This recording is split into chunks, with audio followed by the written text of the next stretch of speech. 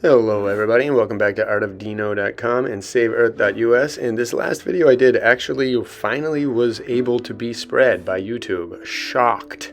And it's the first one in years that's been able to actually kind of go somewhere. And so I figured I'd do another part. In this one I'm going to analyze the art and the engravings in this, the copper engravings. But also keep this in mind, someone mentioned this, I don't know what, I mean the cover of this was translated wrong.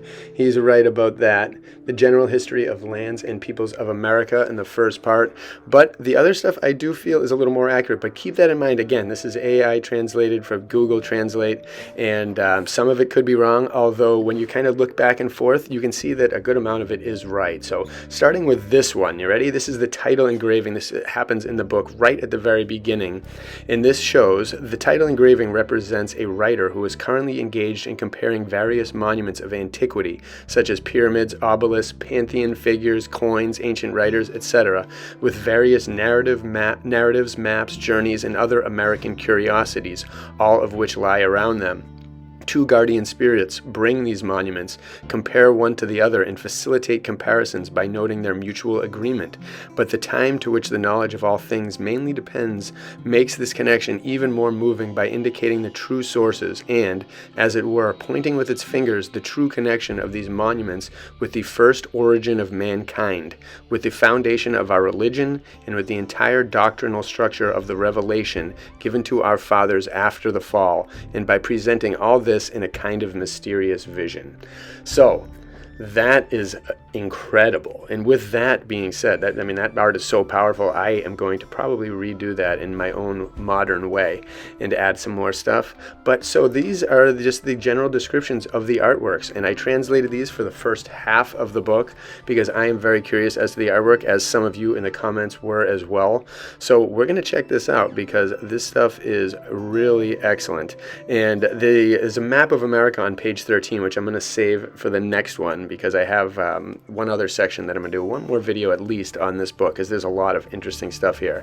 But I'm going to go starting at page 45 and go onward to from page 45 to about page 299, and I'll explain pretty much all of the translations of what the explanations of the drawings are in these engravings contained in this first section. So here we go with this one. So I'm assuming some of these are from around the world and some from America, and I think they all kind of help to give the overall picture of how they're all connected and how we were all connected. So here we go. The first one, number 1, is the fable of the origin of mankind according to the Iroquois opinion, which I wouldn't have thought by looking at that. Number 2, monument depicting Harpocrates holding a tortoise between his legs, taken from De la Chouffe Museo in Rome. 3, Pausanias' Venus. According to the engraver's conception, it is probable that the one of which Pausanias speaks was symbolic, just like Diana of Ephesus. 4, hieroglyphic hand on which the turtle is the symbol of the earth, as Kercheris explains in Oedipo Aegyptotio. That's a great book. 5, the god Vishnu transformed into a turtle, as he is found in the temples of Great India. 6, the dragon produced by a turtle, which is also covered with a turtle shell, taken from Kerchero's China illustration. For this purpose, a sphere has been added to this picture so that the Chinese fable may be understood more clearly.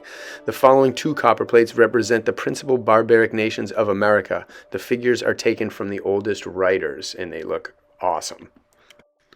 This next one shows the people. So 1 is the Huron and Iroquois, male and female. 2, Algonquin and Algonquines. 3, Eskimo, male and female. And 4, Greenlanders and inhabitants of Nova Zembla. And there's actually a map in this book which has an old Greenland and a new Greenland on the map, which I also found very interesting. This book is just jam-packed with interesting things, and the way the guy does it is very methodical. And I'm going to that's what my next video will be, is showing his method, because I think we can adopt it.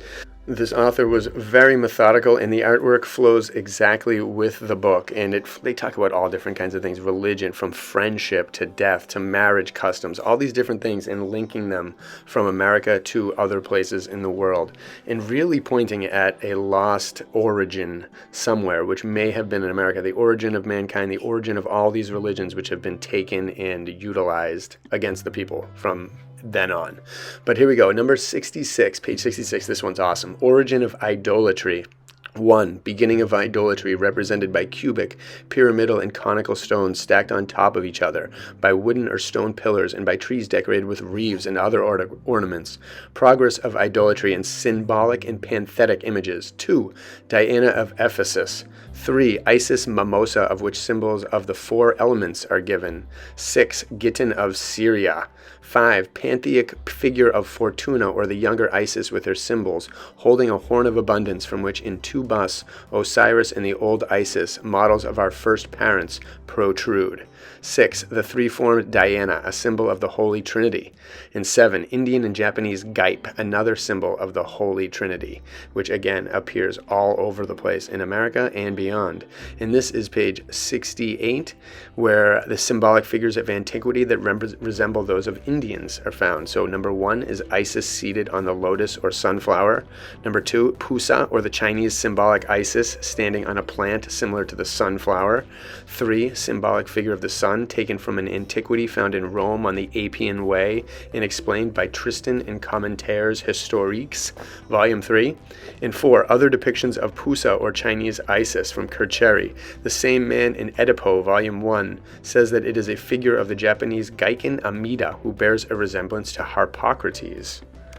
Page number 80, Worship of Vesta in the Sacred Fire. Number 1, the temple, altar, fire of Vesta and Vestal virgins in official duties. 2, temple of the Gawers or Gebern, descendants of the ancient Persians. 3, temple of Natshir in Louisiana. 4, coin of Faustina, on which Vesta is depicted by the sacred fire burning on her altar, is shown. And again, there's a lot of talk about virgins and stuff, which is again universal. There's something unbelievably magic about that, something magic about everything here that you see in this book and beyond when you think about how close they were to the purity of the original people. Page 87, 1, birthright offering among the Floridians, interesting. 2, sacrifice of a deer hide in Florida.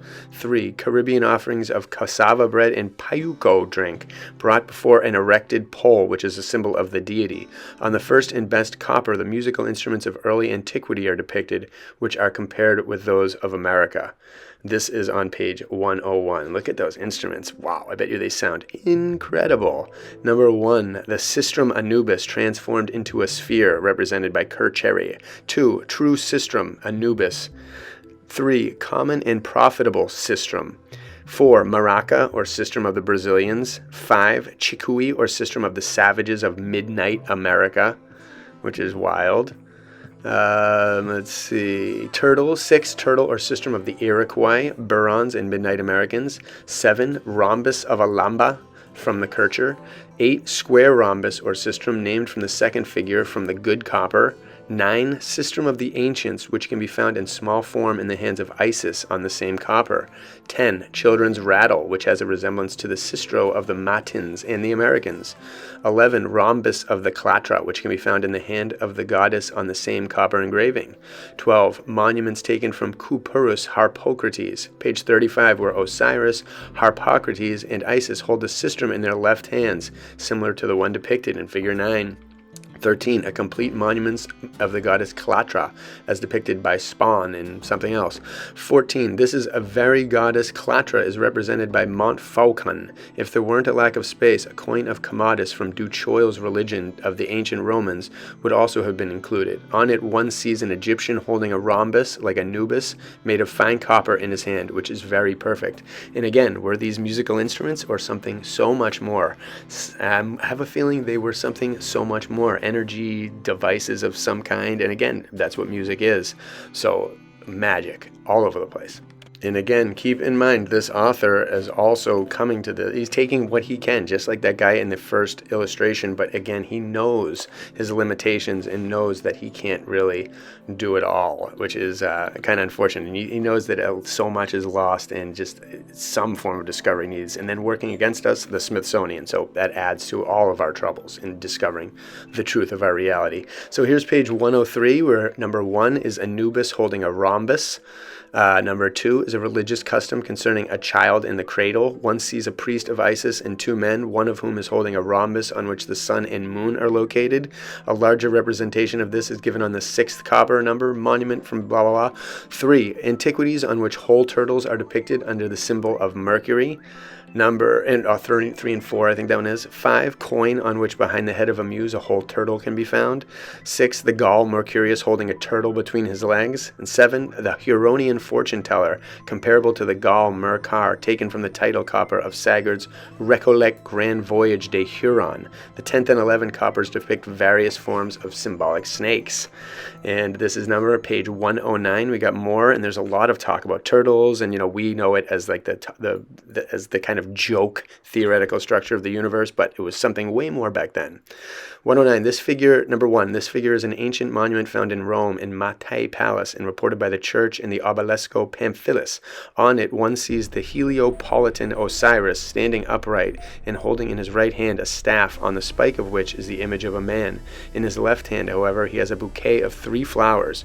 At his feet are 2 birds. Isis, his wife, has a crown on her head and rises half-body from the earth, accompanied by 2 of her children, one of whom is depicted as Argus and has a body full of eyes. These 3 figures are surrounded by 2 snakes. This symbol can only be explained by conjecture. However, it seems probable to me that they point to the origin of humans. Number 2, the god Taurus, Apis, or Serapis, whose horns represent a sphere on which Osiris and Isis are depicted in half-human and half-serpent form, from Kercheri. Apis does not have the hermetic cross hanging around his neck here. However, as I noted, various authors say that Serapis wore this cross either hanging around his neck or engraved on his chest. Number 3 is a special coin for Julian apostates.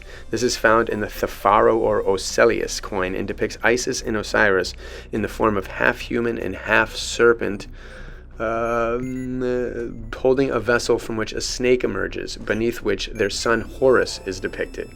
Number 4, a monument taken from the investigations of Spawn, It presents us with Aesculapius and Sygia, as the inscription indicates. Aesculapius was a lost constellation up there. One of the lost constellations is depicted there in the form of a snake with a human head.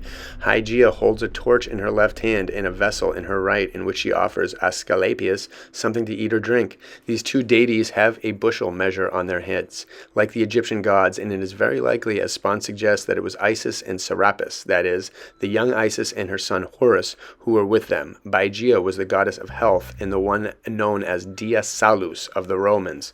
All connected, all ripping each other off. 5. Isis and Osiris are seen here with wreaths of lotus flowers, but in the complete form of a serpent, except for Isis, who has a feminine breast, hence she received the name Iphis Mimosa. The coin, are Cretan coins and refer to the Orga of Jupiter. On the first of the 4, this is I think 6 through 7 maybe. On the first of the 4 are 2 snakes coiled together downwards, on which one sees Jupiter standing upright, holding a thunderbolt in one hand and an eagle in the other, with the inscription Kadas Kataxas. On the 4th, which is the reverse of the first, one sees Orgia's basket, called Sista, together with the initiated snake, Begarus de Numis Serpenteris Cretan. The second, number 5, is the strangest, for it represents at the same time Orgia's basket, the snake, and the child Eryctheon, as Antigonus Callistius states that it was found in Pallas's basket by Cecrops's daughters. This coin was struck in Magnesia, an Asiatic city and colony of the Cretans, and is to be found in Spain. In Tristan, from the commentary, one finds a far more magnificent one, which was also minted in Magnesia under the Emperor Caracalla. On it, one sees the basket of Orgia next to a snake, or, as Tristan says, an altar covered with a pomegranate, and above this is a kind of table on which Eryctheon sits, if it is not Jupiter. 3 armed Corybantes dance the paricha, or the sword dancer, and take up the remaining space of the coin. Around it, one reads something else, I don't really know. Here we go. Number 8, though, we got a couple more on this page. Coin of Augustus, which, according to Albertus Rubenius, was struck in Crete. Victoria holds a palm branch in one hand and a crown in the other, and is shown standing on Orgia's basket between 2 entwined snakes that rise up towards her. 9. Reverse of a coin by Lucius Verus. This depicts Aesculapius in the form of a snake with a human head. Other figures resembling Osiris and Aesculapius can be seen. In 11, the coin of Antonius Pius. This depicts Ceres and Sebel on their chariots drawn by snakes, and has an inscription on it as well. That is a big one. Let's go to 111. But again, think of the coins. They were able to do all of this with coins. Amazing. And again, there must be so many coins that have been found, and all with different meanings, all depicting different things. And how did they make these? Who was the artist of them? Was there true value currency, or did they do other things? There's so many little interesting machines from this time, or things that look like they do one thing, but they do more. And, maybe they're made, who knows? So many different possibilities all over the place. And so the next one is page 111. The artist is drawing something on number 1, which is Hercules killing a monster consisting of half man and half snake. And someone finds a coin of Hadrian, which appears to be similar to him. On it stands Minerva killing a Triton, or a half-human and half-serpent monster. This number 2, this monument is taken from Spahn's Miscellaneous, and is found in Montfaucon, Antiquities. One sees Circe with her magic bowl, along with the tree of Hesperides garden, and Hercules binding Cerberus. If one wants to compare these figures together, one could perhaps consider that they might have something to do with the fall of our first parents, and with the restoration of the human race. I find that to be very interesting. It represents the golden age, or the state of innocence, in which the most unsociable animals live together in complete peace and harmony. It can also depict the state of moral harmony into which the grace of our Savior was supposed to have placed human beings, making the rebelliousness of their passions far more uncontrollable than the most incompatible animals. Interesting. If that were so, let us now turn to the body itself. Let us consider Jupiter, the highest being, in Minerva, the uncreated wisdom, or let us consider the former as the Jupiter of the Cretan orgy, as the ram Amaltheus seems to indicate, and represent precisely what Bacchus Sabazius or Apollo Horus was, just as one imagines in Minerva the Rhea or Dictina, that is, the fertile virgin who was to crush the head of the infernal serpent. One will find in this spectacle the sin of our first parents depicted under the tree, to which the serpent advised them to stretch out their hands. Likewise, one will notice the benevolence of this crime in the plan of the incarnation and in the persons of those who were to contribute most to it, such as the Savior and his mother, who are here depicted by Jupiter and Minerva. This now seems all the more well-founded, since in Arnobius there is a Minerva, whom he makes a mother of Jupiter. I have shown in the work itself, from the ancient names of Minerva, the agreement she has with one or another 8, or rather with one or another Eve. Here I will only add that in Thevet's Cosmograph we see a Minerva with the name A-E, and that Hephæstus gives the name Ada to Juno Urania, which means the same as Venus Urania, the goddess of Syria and Minerva. On another coin, we find the word Eve next to Minerva's head, but on the reverse is a Cybele. Begarus, who produced this coin under the Peloponnesian theft Brandenburg something, after saying that the coin was minted in Eva, a city in Arcadia, and perhaps got its name from the Bacchanti Avasma, adds the following words, which I don't have translated. It was made invoked in the orgies, as is clear from his words, book on the preparation of gospel, blah, blah, blah. That was nonsense. I'm not sure what that last part is. But again, he goes into talking about how the name Eve in that story is existing through so many different religions and so many different places around the world. And all of this is based on true. And it makes me think now of what we think about this and how they don't even want us to look at the stars. They've trashed every religious text. The magic has been sucked out with the culture that is just disgusting. And the knowledge that they've just stolen from us and robbed us of is all wrong. And so it's just, this old world is just so much better and more pure and closer to divinity and our true purpose and intention as created life.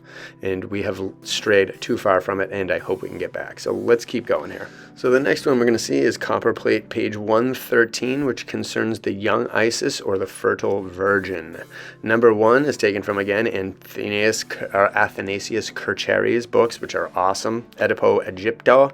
It is taken from this book and depicts the young Isis, who holds in one panel the image of Horus Apollo, her son, with the symbols that agree with the Savior, as will be shown with several others on the 16th copper plate. 2 is a special figure taken from the medallions of Carpentier. This represents this very Isis suckling the god Apis or Serapis. One can also say that it is Cora or Proserpina suckling the god Taurus, that is Bacchus under the form of a bull. 3, 6, and 7, images of young Isis nursing her son. The first is found in blah blah blah, and the second in Bergeri. The third is a coin of Hadrian and found in Couperus. Number 5, they are valuable monuments of antiquity, the most magnificent of their kind and the most suitable for my teaching purposes. The former is from Montfaucon, who placed them among the Abraxes, and now it is true this learned man is content merely to claim them as an Isis. Now it is true that an Isis is depicted on them, but it is an Isis of the astronomy of the ancient Persians, Egyptians, and Indians, the Isis of the constellation Erigone or Virgo of the zodiac. The star in front of her forehead confirms this opinion. In her left hand she has 3 cornflowers. 3 others are in a vessel standing at her feet. With her right hand she holds her son horns to her breast. Below, one reads the word Jah, which meant Jehovah among the ancients, as it did among the Hebrews. Because these figures were too naked, prosperity prompted me to clothe both these and several others. Number 5 in this page represent an old lamp dedicated to the goddess Diana at Ephesus, who is identical with the young Isis. The plate attached to this lamp gives a clear explanation of what concerns the goddess of the Asians, and is convincing proof of the difference between the 2 Isis and of the fertility of the other, although she is still a virgin. On a balcony, one sees Osiris and the old Isis, whom I take to be Adam and Eve. Osiris is distinguished by the bushel measure on his head, and Isis by the lotus flower.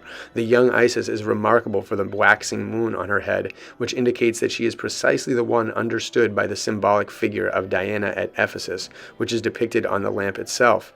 At her side stands her son Horus. These 4 figures represent the most essential aspects of religion. The first 2 brought about the ruin of the human race, whereas the 2 blasphemies are the object of the desires of all ages, for through them salvation was to be restored.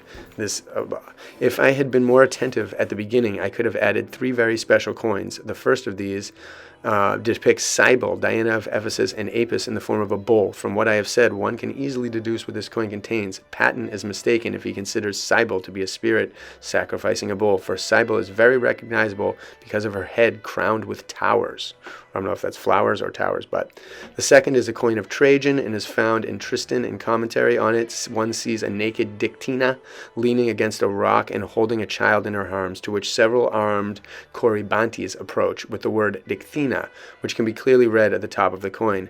Dictina is the Cretan Diana, and the fable never speaks of Dictina other than as a virgin. Meanwhile, this coin shows us that she is the same as Rhea, or the mother of the gods among the Cretans, of which we also find a coin by Decius. And one must therefore conclude that the Sabia of the Cretans is not the old, but the young Cybele, who, although a virgin, was nevertheless fertile. Consequently, one must further conclude that Jupiter of the Cretan origin, since he was the son of a virgin, can be nothing other than a type of the Savior. The third coin is from Julia Somathias, the mother of Heliogabalus, and is found in Tristan. The Uranian or heavenly Venus, who according to the ancients was supposed to be a perpetual virgin, is depicted on it, with her son, to whom she offers a sphere on which a sun is located. Again, wow, this is a totally different world. If you mention this to some of these NPCs out there, their heads would explode. They'd be like, what? Like, it's just mind-boggling that our world and the humanity and people in it were thinking in these ways, and now we are thinking in the ways that you see everywhere, and it's yikes. The next one occurs on page 119, and you'll see this is divided into 2 images. The one at the top first presents us with the concept of the ancients and the inhabitants, both of the one and the other of India, with regard to the solar eclipse and the religious customs customary on this occasion. The other is taken from the Revelation of St. John. The connection between these 2 representations can also be found in the treatise itself. And again, he talks a lot about revelations and different things here, and I'm sure he's going from a Bible that was not as corrupted as the other ones. But again, there's so much lost time and so many different things in between all of this stuff and now that have gotten just thrashed everything. So here we go. The next page Contains two things. It represents one represents the inauguration of a leader among the Caribs, and two, the tests that a commander must pass. Both are explained in the treatise as well. So yeah, there is a section that deals with that a little more, and it talks about these different things. The conclusion of the initiation of a Caribbean fortune teller, and the following two copperplate engravings refer to the symbol of the cross among the ancients before Christ.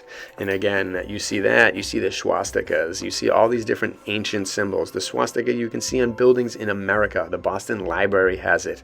Everywhere it is.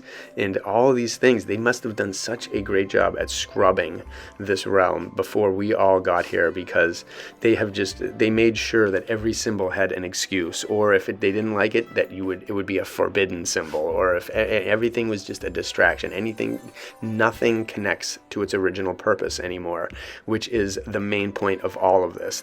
Whoever's in charge of this realm did not want us to connect to our origins. They wanted us to be just delusional forever, because we are so much weaker that way, and we have to come across it ourselves almost. We have to almost reverse engineer humanity, and that's what we're kind of trying to do, I guess, nowadays, but we've got a long way to go. Psychedelics are probably the only way to blast into it and rediscover from the extra-dimensional beings what we have been robbed of so hard. So here we go, page 204. This is a big one. Number 1, the entire first row represents various depictions of the cross found on obelisks, except for the second, which is a Chinese character in the number 7.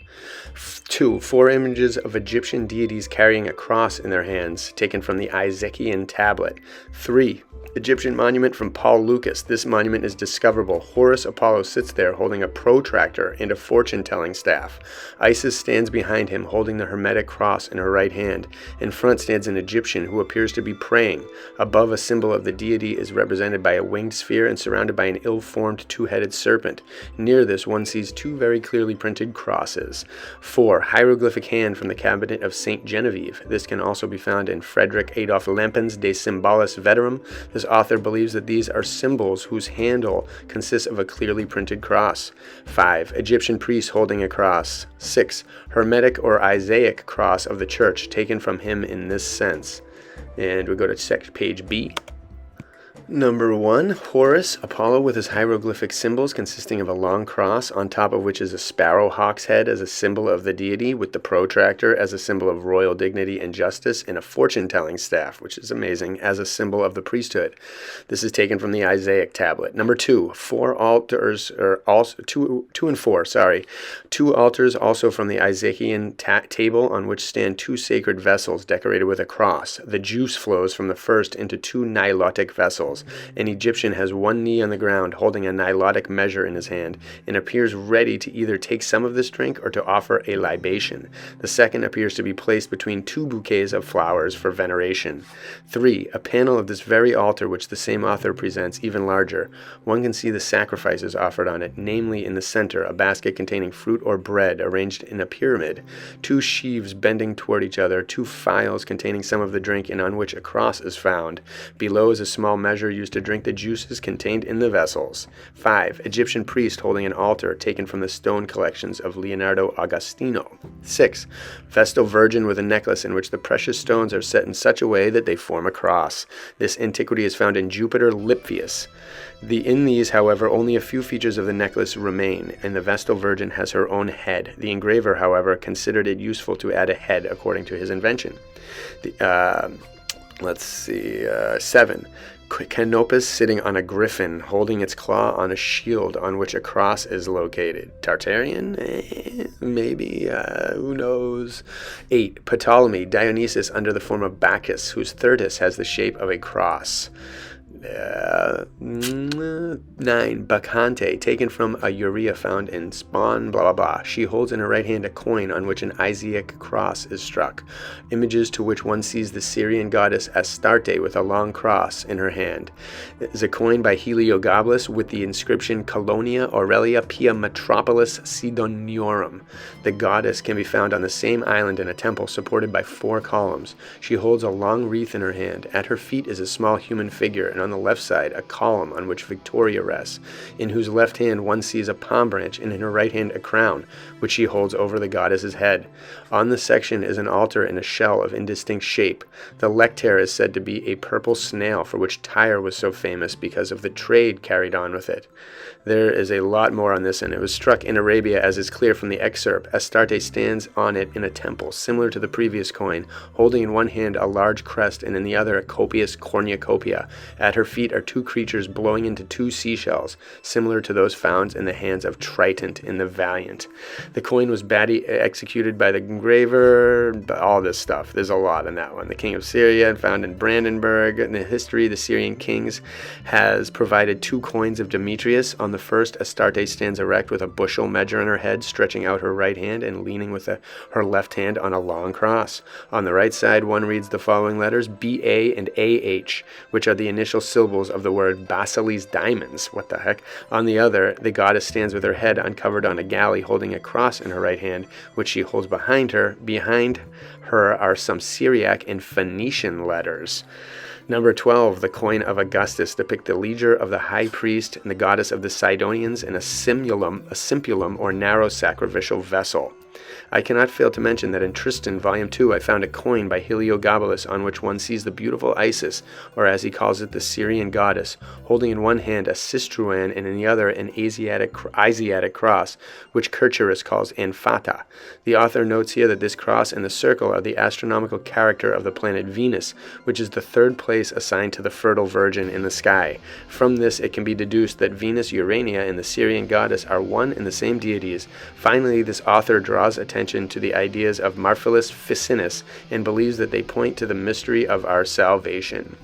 And just again, from all of this, from just that one thing alone and so much more, how can we even go on believing any of the religions that we are given to in this modern time when we have lost so much of the disconnect? It's impossible, and it's futile, I think. And it's just we're all in quest for the true religion, and we are nowhere near it because we've been led so far astray. A few more for you guys, and then we'll be done here with the half of the book's engravings.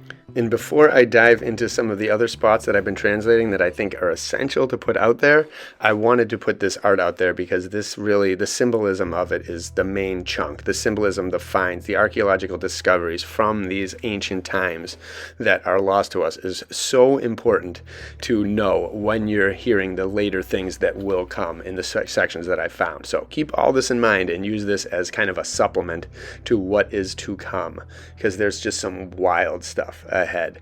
And so this one on page 240, there's called the Iroquois dances called Te Lenoniacona and Athanront.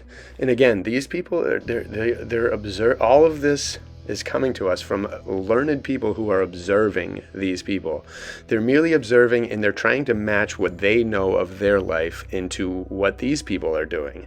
And it's really tough to do that when you come from a totally different time and total different. And like they talk about like how war is a huge part of these people.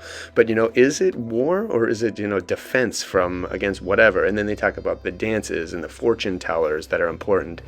And these people belittle it when they read about them, or they kind of just describe like what is happening on the surface, whereas they're missing the spiritual aspect entirely, and the feeling that these people get into everything that they get from it. So here we go. This is another one, page 263. Council customs. 2 women carry the marriage stick into the man's cabin. B, a woman walking in the doors carrying her child on her back in a kind of cradle. So these are again things that they do, typical different things that come from earlier traditions that they may not even know why they do it, but it's been passed on. And even the buildings, they might be there to mimic older buildings that were lost in some kind of devastation. So much. There's so much we need to know, so much we don't know about America. And again, all this is coming from sources that are compromised in their understanding and in their views of different people like this. This is page 288. This leads us to the first type of human clothing, into their pus, which gives rise to the fables of the satyrs, into the symbolic concept that people have of the horns of animals. Of the 3 highest images, the middle one represents an Isis wearing a headdress of bull hide, on which the horns and ears are still attached. Couperus and Harpocrates Harpocrit. At her side stand 1 Jupiter Ammon and 3 Lysimachus with horns on his heads, which are attached as if they had grown out. And the figures in the other row, 5 represent 2 satyrs as depicted on ancient monuments. And these are the things you see on monuments all the time, buildings that still stand. They stand between the figure of an old German commentary, Caesarus, according to the New English edition of an American, as he goes to war. The figures in the third row show us a continuation of the concepts from earlier times in the helmet decorations of the Dukes of Brittany, the Volfond Colombier, that's where that's from, and 9 of an ancient family in Flanders, blah, blah, blah, some noble family. The display piece in the center represents a French prince fighting in a tournament with the Duke of Burgundy. Each of them has his helmet with a crest on his head. So again, interesting stuff all over the place from times lost. There's also an interesting section on Satan, which I'll go into in one of the videos, but the horns, again, page 292, that's what this one is, shows the clothing and attire of the savages in their dissection. Hurons, men and women dressed in the latest faction. 3 and 4, the same in the old-fashioned. 5, necklace of the ancient, from which hangs a Roman bulla. 6, necklace of the savages, from which hangs a large piece of porcelain resembling the Roman bulla.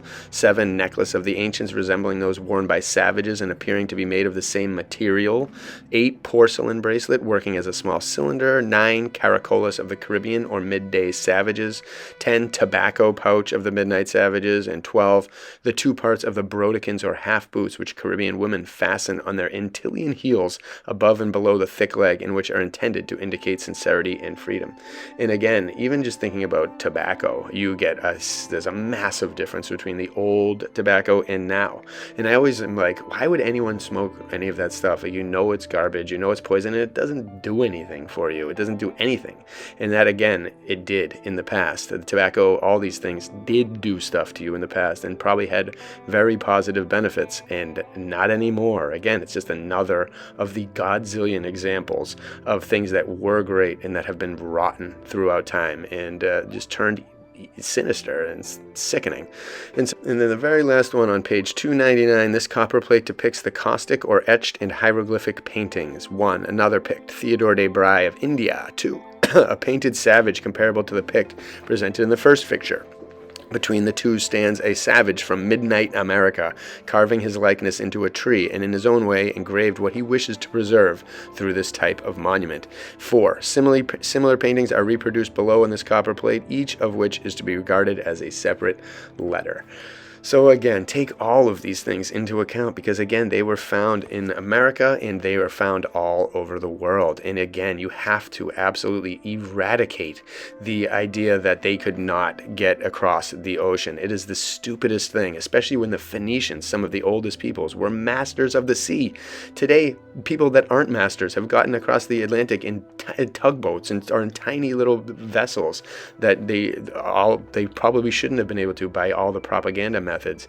And I even saw on Twitter the other day, someone had a picture of like a rough seas in the Atlantic, and they were like, there's no way that the ancients could have ever gotten over here. And it's like, how do you know that? Like, how stupid that they're still pumping this propaganda out to all of us, to the schools, through Twitter, through everything. And if you've seen John Levy's latest video, it talks about how when history was rewritten, how it was the history was the main target, the absolute main target. And think about it. Look, all of this book, all of this stuff depicts ancient history of a time that we can't even fathom. They're giants, they're different humans, they're different species of human, they're different life, different everything, different time, different sense of time, different sense of physics, different sense of what is possible, potential. They've got fortune tellers all over the place. They're doing dances for hours that other people that we're apparently ancestors from will look at and be like, oh, what are these silly people doing? Meanwhile, these people are probably in another dimension exploring like the realms that we can't even fathom unless we are on hallucinogens, which they might not have even needed, because the world was so pure and magical everywhere, and energies everywhere. Everyone had it. Food was charged, water was charged. All of this has been spoiled and poisoned in our time, and we are the victims of it, the lost victims of it. And this artwork shows that completely. And this is only half of it. So if you guys like this and YouTube does anything good with it, I will do another one showing the rest of the artwork from this book, and then a couple more. We will see what the algo does, but either way, I love checking this stuff out, and if I share it with you, and I hope that I have the incentive to continue to share it with you all, because I like sharing things, I like teaching, and I like when other people know things and hearing what you guys all say when you chime in, which is another way I learn even more. So bless you all, thank you so much, and share and check this out, and visit artofdino.com and saveearth.us. Bless you all.